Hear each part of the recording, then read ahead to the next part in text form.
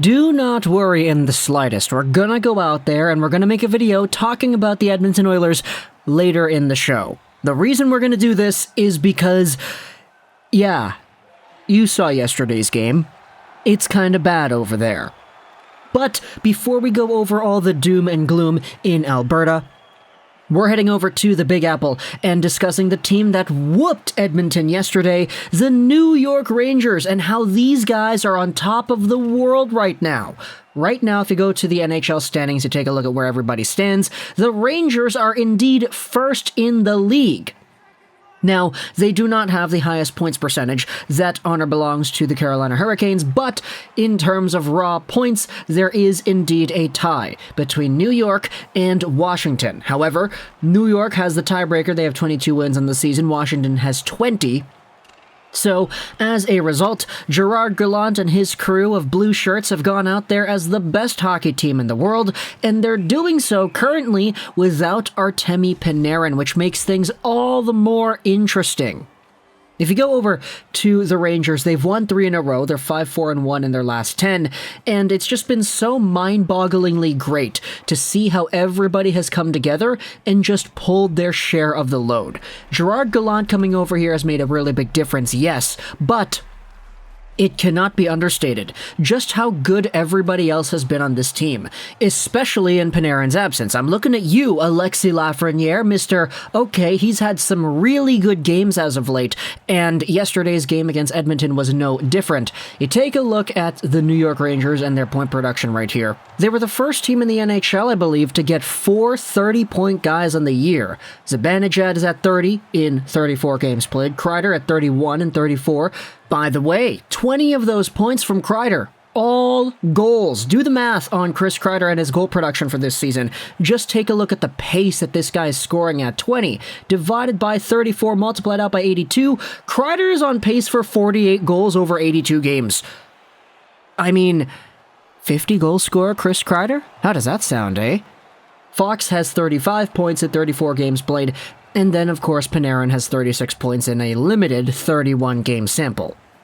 Not to mention the fact that Ryan Strome, second-line center and 26-point man in 30 games played this season, has been very good as well. This has been somewhat of a revitalization year for Strome and the way that he plays the game. There's a whole bunch of uncertainty about his future. He has a contract expiring this season at $4.5 million a year, but this has kind of been the year for Ryan Strome to go out there and tell everybody, okay, even though the reputation is that he is carried by Panarin, that has been the label thrown onto Strome the past few years, pretty much, he's still gone out there and shown a level of consistency that says even though he might be carried by Panarin, even though Panarin is a guy that allows Strome to play the best version of his hockey, you still gotta keep this guy, right?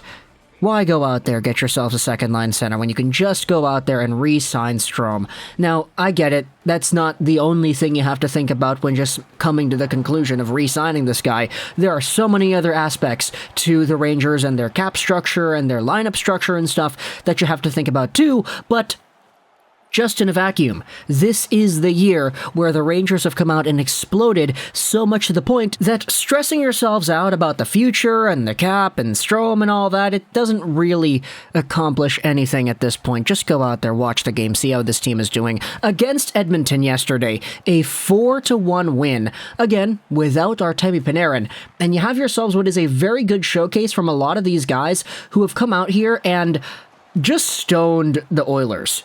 Firstly, Alexandar Georgiev has come out here with a pretty good 9-4-2 in his last 5 games played. He's only allowed 9 goals in his previous 5 games, and he has a 9-4-2. He has been on fire as of late, and it hasn't even really been close. Here's a stat that was posted on the subreddit. Since December 1st, Alexandar Georgiev has had a save percentage of 9.40.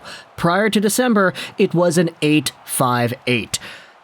So yeah, even though the Igor chants echo so loudly through Madison Square Garden once in a while, yesterday's game saw the Georgie chant, which was amazing too. Alexandar Georgiev has come out here to play, he has improved his game tenfold, and he's kind of been one of the primary reasons the Rangers have gone out there and actually started doing all this stuff as of late. You have yourselves the little moments that we see, like Ryan Reaves beating McDavid to pucks in the corner. I get it, this shift, Connor McDavid was tired, it was at the end of a long one, and Reaves is a lot more fresher than McDavid is, but come on. Ryan Reaves beating out McDavid on board battles? It's honestly kind of indicative of how the entire night went for McDavid and Draisaitl. Obviously, they got stoned by Georgiev a few times, but take a look at this stat from Statboy Steven tonight. Yesterday night, was only the 4th game this season McDavid and Draisaitl both finished without points for the Oilers. Not bad for a young Rangers team that does not have Panarin. It makes things really interesting when you start to think about, okay, what do the Rangers do when Panarin comes back? Because, I mean, right now, Lafreniere is playing on that left wing spot. You're going to have to move him back to the right wing, or do you move somebody down to the third line? What exactly is going to be the plan here? And I want you to tell me in the comment section below, where do you think everything lines up for the Rangers once Artemi Panarin makes his return? If we go over to the lines and see where everything lines up, my goodness, I can't believe I just said that sentence. Kreider, Zibanejad, Kakko, pretty great. Lafreniere, Strome, Goodrow, pretty great. Can we just take a little bit of time to talk about how Barclay Goodrow has become such a good goal scorer, though? That, indeed, is another great story on this team. Dryden, Hunt, Cheadle, Gauthier, you could talk about Cheadle a little bit. There is indeed a discussion to have about him. And then Rooney, McKegg, and Ryan Reaves. Best 4th line in the league? I'm not really too sure. Let me know in the comments what your thoughts are about that. But who exits the lineup here for Panarin, and where do the other players slot in? If your answer is move Lafreniere to that right side, then honestly, I can understand that. It's just Lafreniere has been so good the past few games that it would almost suck to take away that opportunity, would it not? Like, I think the previous 2 games or so, maybe 3, I'm not really too sure, have been some of the best showcases of Lafreniere and his hockey IQ, just the understanding that he has of the game. This was always one of the biggest things that we had to say about him in the QMJHL was that everything you need to do, Lafreniere just kind of knows that, and he does it most of the time. There were some issues in the QMJHL in this draft year about discipline, and it's almost like sometimes Lafreniere would play like he knows he is the best player in that league, but for the most part, he had that reputation for a reason, and some of these traits have really started to showcase themselves on the left side with Goodrow and Strome. He's just so smart with the puck, man, and everything has been working together so well with Strome that even without Artemi Panarin, he's gone out there and proved his worth. That second line is absolutely golden right here. Stay gold, pony boy.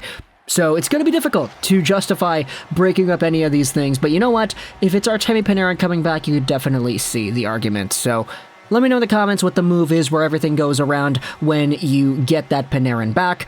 This team, man, they're first in the league at the start of January, so I mean, I can't really say I'm too surprised because Gerard Gallant, I've been waxing poetic about this guy ever since he stepped foot in the Rangers locker room. It's just so funny to me, you know? This team was barely on the outside looking in just as much as a few months ago, and now they're one of the top teams in the world. Okay, a few months ago, I should take that back, it's January, so last season, we'll say.